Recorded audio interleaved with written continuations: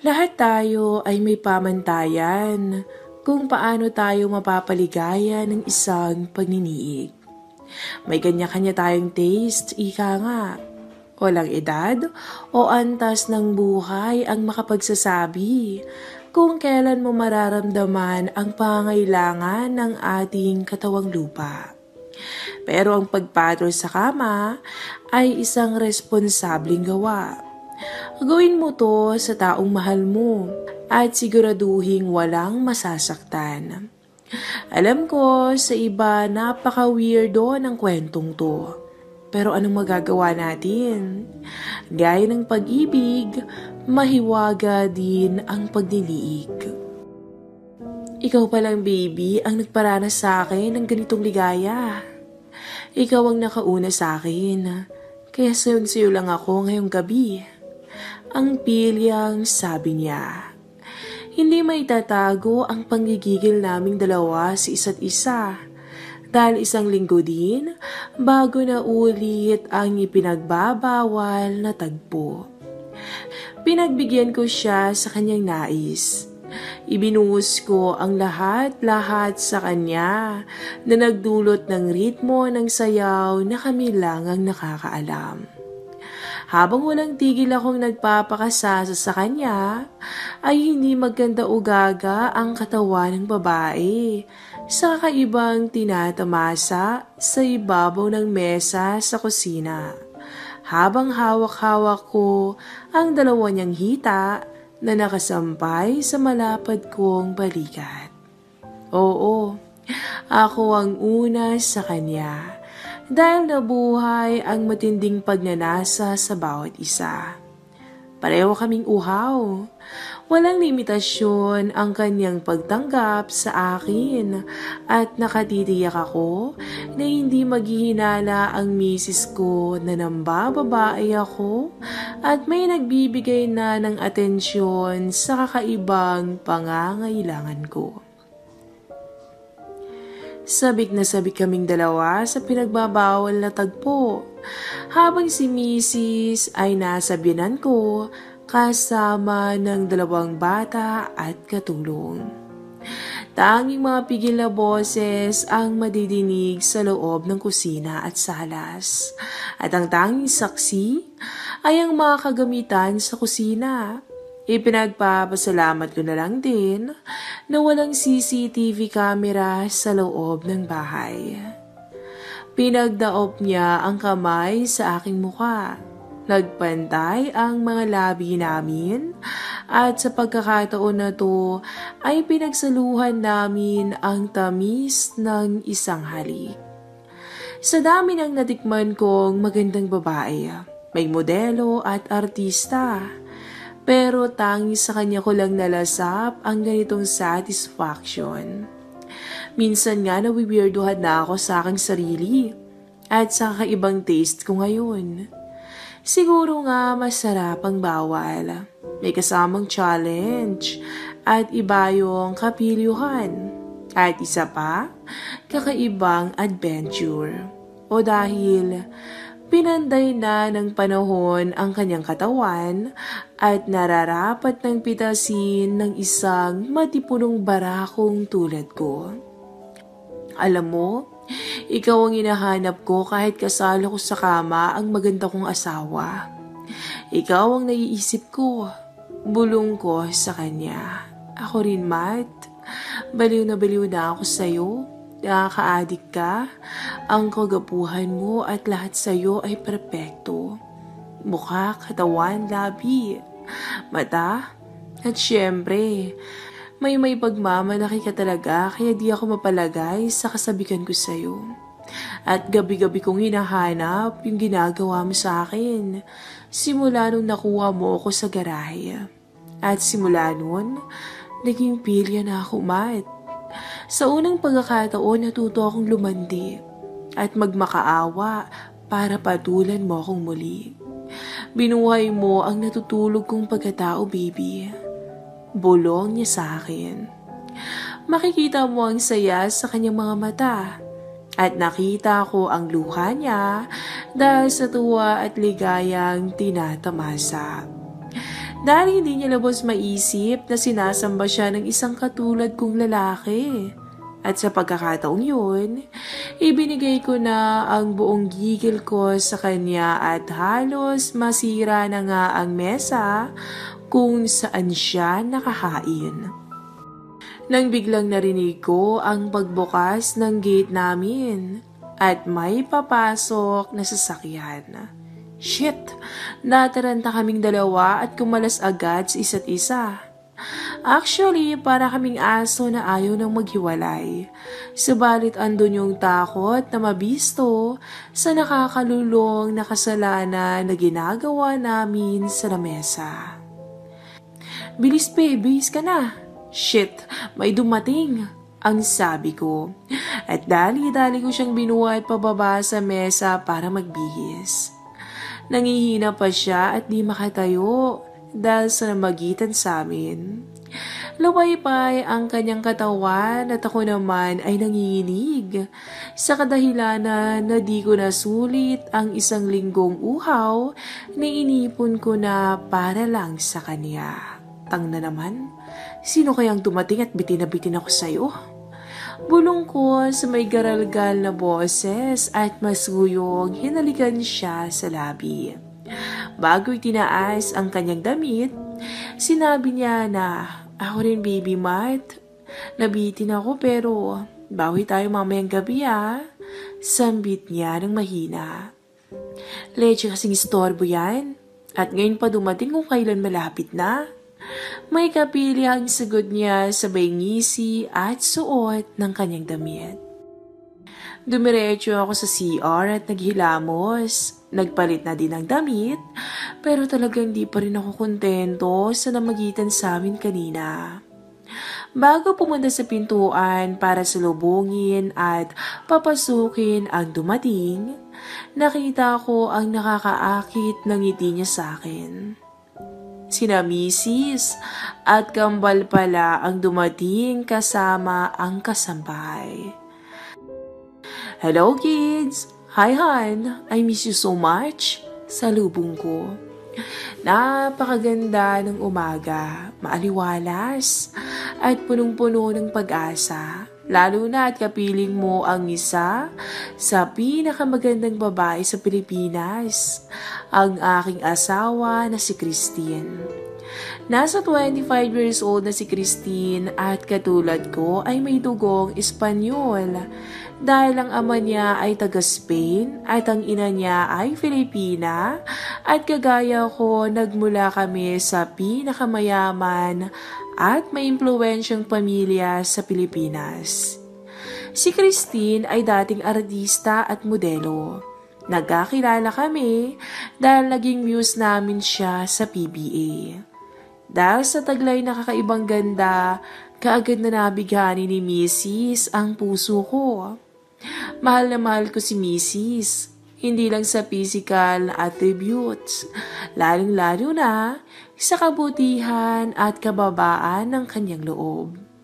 Pero bago ang lahat, magpapakilala muna ako sa inyo. Ako nga pala si Mateo, 27 years old.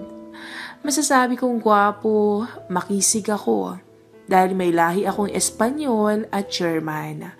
Ang ama ko ay German-Filipino at ang ina ko naman ay Filipino-Spanish. Isa sa mga kapansin-pansin sa akin ay ang mga mata ko dahil bird ito at ang height ko na nasa 6'1" at bumagay naman sa napakaganda kong pisik dahil madalas kaming mag-gym ni Mrs. Dati akong basketball player sa PBA at naging modelo sa iba't ibang event. Napagpasyahan ko munang magpahinga sa paglalaro dahil may mga family business kami. Ikinasal kami ni Mrs. 3 taon na ang nakakalipas at nung panahon na yon, siya ay 22 years old at ako naman ay nasa 24 years old. Dahil lang galing sa buhay na familia at syempre sa taglay na kakisigan, maaari kong sabihin na may pagkamaangas ako during the time na ako ay single pa. Marami-rami na rin akong napaiyak na babae. May mga artista, modelo, at anak ng mga may impluwensyang tao. Kumbaga, napagsawaan ko na. Naging pare-pareho ng datingan at lasa ng ganong mga babae. Nabawasan ng thrill nila sa akin. Sa nakalipas na 3 taon, nabiyayaan kami ng kambal, isang lalaki at babae, na ngayon ay 2 taong gulang na. Sa ngayon, ako ang humahawak ng isa sa mga negosyong pag-aari ng pamilya namin. At si Mrs. naman ay isang agency ang pinapatakbo para sa mga gustong maging modelo at mag-artista. Kung iniisip ninyo kung paano ang aming kambal, napagkasunduan namin ni Mrs. na si Manang Tire ang kuhanin namin na siyang nag-aalaga din kay Mrs. since early age at itinuring na rin niyang pangalawang ina dahil hindi na to nakapag-asawa pa at sa tansya ko ay nasa 71 years old na si Manang. At dahil kambal nga ang baby namin, kinuha na rin namin ang pamangkin ni Manang na nasa probinsya na si Angelica. Aminado ako sa unang pagkikita pa lang na manghana ang bata sa artistahin naming itsura ni Mrs. Si Angie ay 18 years old na at ang pinagtataka ko, hindi katangkaran ng dalaga. Nasa 3'5" lang siguro at napag-alaman ko na may lahi palang dwarfism sina Manang Tire. Gusto ko sanang tumanggi kay Mrs. na kuhanin si Angie dahil baka nga hindi niya makayanan ang pagbabantay sa kambal. Pero my wife insists na kuhanin at subukan siya at sinabi naman ni Manang na magaling at masipag nga si Angie. Kaya ang nangyari, salitan sila ni Manang sa mga bata. But most of the time, si Manang ang gumagawa ng mga gawaing bahay. And Angie is taking good care of our twins. For 6 months' time, mas nakilala ko si Angie at Manang Tire na mahilig pala talaga sa bata, especially sa mga kids namin. Dahil napaka-cute at adorable nila. And I observed, sobrang napamahal sila sa twins namin. I think iba talaga magmahal at mag-aruga ang mga probinsyano. Sa case naman ni Angie, napakamahiyain at napakabait ng dalaga. And I know may crush sa akin si Angie dahil minsan nahuhuli ko siyang nakatingin sa akin. I think puppy love gaya ng ibang teenager. Maganda ang pakikitungo namin sa kanila, especially kay Manang Tire, na hindi lang para sa bata ang inaasikaso, maging sa pangangailangan naming mag-asawa. She always taking good care of us. Nagtataka nga ako eh. At her age, wala siyang kapagod-pagod and is still in good health. I remember Christine asked Manang kung nagka-boyfriend na siya. And she told her na meron naman. Isang sundalo but unfortunately, namatay sa giyera. To make the story short, at kung paano nagsimula ang ipinagbabawal kong uhaw sa aking pagkatao. I admit sa nakalipas na taon, nagbago ang routine naming mag-asawa especially sa kama. Dahil nga kambal ang naging supling namin at sobrang dedikasyon ang inilaan ng asawa ko sa mga bata kasama ng mga kasambahay namin. Kaya hindi niya napupunan ang pangangailangan ko bilang lalaki. At barako, mainit ako sa kama. At dahil na rin nasa kasibulan pa, ay hindi ako nasasatisfy sa sariling sikap lamang. Sa itsura at tindig ko, alam kong maraming babae na magkakandara pa sa presensya ko. At sa isang kindat ko lang, luluhuran at pagsisilbihan nila ako. Pero gaya ng ibang lalaki, napaka-loyal ko sa asawa ko. Dahil kapag nagloko ako, alam ko ang kakahinatnan. Ako ang mawawalan in the end. Paminsan-minsan napagbibigyan ako ni Mrs. pero yung thrill at init ay kulang dahil pagod siya sa mga bata at sa kanyang trabaho. Kulang sa satisfaction at bilang lalaki, kailangang mapunan yun. Kailangan ng katawan ko ang thrill at kakaibang kiliti at tatatak sa imahinasyon ko, katulad ng ginagawa namin dati ni Mrs. Sa totoo lang, nung panahon na wala pa kaming anak, aminado akong agresibo sa kama si Mrs. At walang pakundangan kung pinagsasawa ang mga mata ko at labi sa kanya mula ulo hanggang paa. Napaka-perpekto at nakakatakam si Mrs. dahil nga modelo at maalaga sa sarili. Isa pang kinakatakutan ko kung titikim man ako ng ibang babae, madaling malalaman ni Mrs. yun dahil isa sila sa maimpluwensyang pamilya. Kaya medyo off-limit ako sa ibang putahe. At gaya ng sinabi ko, napagsawaan ko na ang mga elite na babae. Pero isang araw, may nagbago o may nagpabago sa takbo ng buhay ko. Isang mapangahas at kakaibang kiliti sa pagkatao ko ang nangyari. Naadik ako sa amoy. At kung paano niya tanggapin ng buo ang akin.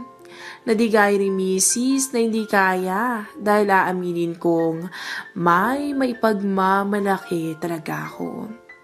Ito ay isang pangyayari na ni sa hinagap ko ay hindi ko aakalain na siya pala ang magbibigay ng satisfaction sa akin. Bawat halinghing at bawat pagsusumamo niya ay nagbibigay sa akin ng napagandang musika. Sina Mrs. palang dumating kasama ang bata at kasambahay. Anak ng, muntikan na kami dun ah. Buti na lang maagap kami. At bago makapasok sina Mrs., inalinis ng mga naiwang bakas namin sa mesa. Bitin talaga ako. At medyo sumakit ang ulo ko dahil sa di natuloy na pag-abot sa rurok. Pinapasok ni Christine ang kambal namin sa kwarto kay Manang Tere at Angie dahil mukhang matutulog na ang mga bata. Kami namang mag-asawa, umupo muna sa living room sa sala. Han, kumusta ang araw mo? How's the business? Do hope magandang takbo. Hindi ko ine-expect na ngayon ang dating mo ah. You haven't informed me. Samantalang magka-chat tayo kaninang umaga. And I thought, bukas pa dating mo. Tanong ko. Lumapit ako at inamoy ko siya and it smelled like lavender. Pero bakit sa kabila ng bangong yun, ay may hinahanap akong kakaibang amoy at aroma na ang tanging may taglay lang ay ang babaeng kani-kanina lang ay aking natikman. At syempre, hinalikan ko muna si Mrs. sa labi dahil isang linggo kaming hindi nagkita and I know na miss ko rin siya.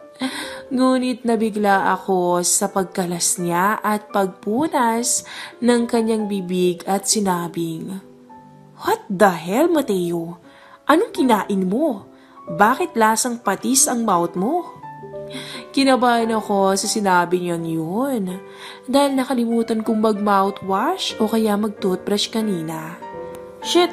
Sorry Han, I forgot kumain pala ako ng dinner kanina at condiments ko nga ay patis. Ang wika ko. At na-share ko pa nga kay Mrs. ang lasa ng kinain ko kanina na sa totoo lang ay hindi naman pagkain kundi isang kapirasong langit. Kinabahan ako pero sabi ko nga wala siyang malalaman sa sikretong nagkukubli sa kadiliman. Isang sikretong ako lang at yung babae ang nakakaalam. Babaeng nagtatago sa dilim at nagtatago sa tunay niyang pagkatao. Paano ba nagsimula ang lahat? Iyan ang ating abangan sa susunod na kabanata ng ating kwento at huwag po sanang kakalimutan na mag-like sa ating video at isubscribe na rin ang ating channel. Thank you! Maagang nabiyuda si Aling Carmen. Sa edad na 35 ay napanatili nito ang kanyang magandang katawan. Maputi at mahubog pa rin tignan si Carmen. May isa siyang anak na dalaga, si Carmelita, na isinunod ng kanyang asawa sa kanyang pangalan. Pero dahil nga sa isang aksidente, ay maagang sumakabilang buhay ang asawa nito. Dahilan para malulong sa alak si Carmen. At dahil na rin sa bisyong to, ay nakilala niya si Baldo, tomadora at kilalang siga sa kanilang lugar. Matagal na nitong sinusuyo ang byuda at minsan nga silang nagkausap nito. Kailan mo ba ako sasagutin, Carmen? Matagal na kitang nililigawan na. Baka naman pwede mo na akong sagutin. Sabay ngising aso nito. Sensya ka na, Baldo? Kakaisang taon lang kasi ng pagluluksa namin ng anak ko eh. Sagot naman ni Carmen. Okay lang yun, Carmen. Hihintayin ko yung araw na yun. Masasaan ba't doon naman ang punta natin, Carmen eh. Bulong ni Baldo sa kanyang sarili. Pero dahil na rin sa mahal at hindi pa nito malimutan ang mister na yumao, ay hindi napapasagot ni Baldo ang byuda at nagngingit-ngit sa pagkadismaya ito. Dahil may perang iniwan ang nasirang asawa, ay may pwesto ito sa palengke.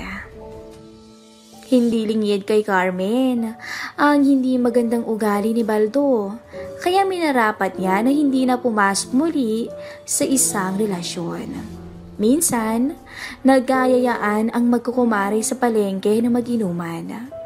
Matapos ng hapong yon sa palengke, ay naligo muna si Carmen. At dahil kakumpare nila si Baldo, ay nakasama nila to sa inuman.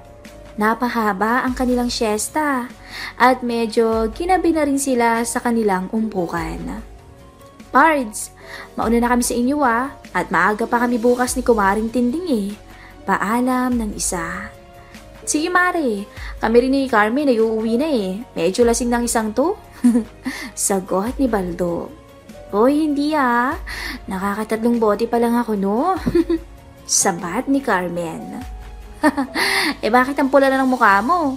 Sabat naman ni Tinding. Mistise eh. Sabi naman ni Carmen, sabay dila sa mga to na parang bata. Nako, huwag mo ilalabas yan at baka mapagkamalan kong pulutang tahong yan. Biro naman ni Baldo kay Carmen. Kung yun ay matitikman mo. Sagot naman ni Carmen. At nagtatawanan silang naghiwa-hiwalay. Lingid kay Carmen ay may balak itong si Baldo sa kanya ng mga oras na yun. Napadaan muli sila sa palengke. At doon sila napadaan sa madilim na bahagi. Hindi napansin ni Carmen ang kanilang tinadaanan, pero nagtaka siya dahil medyo madilim ang kanilang pinapasukan. Baldo, namali yata tayo ng daan. Hindi, tama itong tinatahak natin. Medyo maliwanag na dun oh. Saan? Nahihilo ako, Baldo eh. Medyo malakas tama ako. Ako bahala sa'yo. Bulong ni Baldo sa tenga ni Carmen at sabay akbay nito sa byuda. Ay, nakikiliti ako, Baldo. Ano ba? Nagustuhan mo ba? Sabay halik ni Baldo sa punong tenga ni Carmen. Gago ka? Ano ginagawa mo ha? Baldo, huwag ganyan. Ang bastos mo eh. Sabay tulak nito kay Baldo. Pero naging maagap si Baldo. Mabilis nitong niyakap si Carmen at pinaghahalikan to sa maamong mukha nito. Napasandal sila sa dingding ng isang tindahan na nasa isang sulok ng lugar na yon. Pilit na nagpumigla si Carmen kay Baldo. Ngunit nahuli rin ang bibig nito At agad sinunggaban ni Baldo ang labing matagal na niyang inaasam. Gago ka, Baldo ah! Huwag ka na pumalag, Carmen. Akin ka sa gabing to. Paliligayahin kita. Muling sinuyo ni Baldo ang labi ni Carmen. Halos kapusin ang hininga si Carmen sa gigil ni Baldo sa kanya. Bumaba ang pagsimsim ni Baldo sa kanyang pisngi, tenga, pababa sa leeg. At nang maramdaman nitong hindi na masyadong pumapalag si Carmen, ay lalo pang naging mapangahas ang lalaki. Dahil porsigido si Baldo na maangkin si Carmen, ay sinimulan niyang haltakin pataas ang blouse nito. Tsaka ito humaplos kung saan-saan na lalong nagpatindi ng unti-unting pagkagising ni Carmen sa uhaw na kanyang nararamdaman. Huwag, Baldo! Tarantado ka! Bastos ka talaga! Pagpalag ni Carmen. Pilit niyang itinutulak palayo ang ulo ni Baldo sa kanya. Pero dahil sa malakas ito, ay muli nitong hinawakan ang magkabilang kamay niya at inilagay sa kanyang ulunan. Tsaka muling nagpakasasa si Baldo sa lasing na ginang. Pero hindi nalingid kay Carmen iyon na may kung anong bagay ang gustong kumawala sa kanyang pagkatao bilang babae nang simulang napastanganin siya ni Baldo. Dahil sa nakainom na rin si Carmen, ay madali itong tumugon sa ginagawa ni Baldo sa kanya. At unti-unti nang nawala ng lakas ang ginang upang pumalag pa. Bagay na hindi lingid kay Baldo. Napapaliyad na lang si Carmen habang parang sanggol na gutom si Baldo sa kanyang harapan na sinusulit ang nakaw na sandaling yun. Hinila ni Baldo si Carmen sa isang lamesa na patungan ng mga paninda. At doon niya to inuupo, tsaka muling pinahiga. Minasdang maigi ni Baldo ang nakahaing byuda sa kanyang harapan. Takam na takam siyang muling lusungin ng buo ang ginang. Hindi na nag-aksaya pa ng oras si Baldo. Agad itong pumwesto sa pagitan ng mga hita ni Carmen, tsaka tuluyang kumatok sa pintuan ng langit. Naapabukas na lang ang bibig ni Carmen at napahiyaw nang matamasa ang pag-iisa nila ni Baldo. Halos mabaliw si Carmen at hindi mawari ang kasiyahan sa kanyang mukha ng mga oras na yun. Pabaling-baling ang ulo niya habang ninanamnam ang kakaibang aliw ng kanilang pagkakahugpong ni Baldo. Wala na siyang magawa pa dahil naangkin na siya ni Baldo ng tuluyan sa pagkakataong yun. Kaya naman tuluyan na rin itong tumugon ng buo sa gusto ng lalaki. Buong lakas na ibinuhos naman ni Baldo ang kanyang panggigigil kay Carmen at gayon din si Carmen na ninanamnam ang bawat sandaling yun hanggang sa marating nila ang rurok. Matapos yun, ay latang-lata na napahiga sa mesang yun si Carmen habang nakasubsob sa kanya si Baldo habang nagpapahinga. Napamulat si Carmen at tulala siyang nakatingin sa kawalan. Ngayon, ang nasa isip niya ay kung ano ang kinabukasan niya kay Baldo. Matapos ang gabing yun ni Carmen, ay nagsama rin sila kinahulihan. Naging masuyo lalo kasi si Baldo sa kanya. Mga ilang buwan din at hindi naglaon, ay nagsama na nga sila ng tuluyan sa iisang bahay, kasama ang nag-iisang anak na babae ni Carmen na si Carmelita. Ngunit hindi sila agad nagpakasal. Magdadalawang taon na silang nagsasama ni Baldo nang unti-unting nagbabago ang ugali nito. Unti-unting lumalabas ang tunay na pagkatao nito, lalo na kapag nalalasing. Minsan ay humahaplos ng kanyang panabong na manok si Baldo. Napansin niya si Carmelita na nagwawalis sa labas ng bahay. Lumapit siya sa may pintuan. Aba naman, kung suswertehin ka nga naman, oo. Napakagandang tanawin naman ang makikita mo. Bulong ni Baldo sa sarili.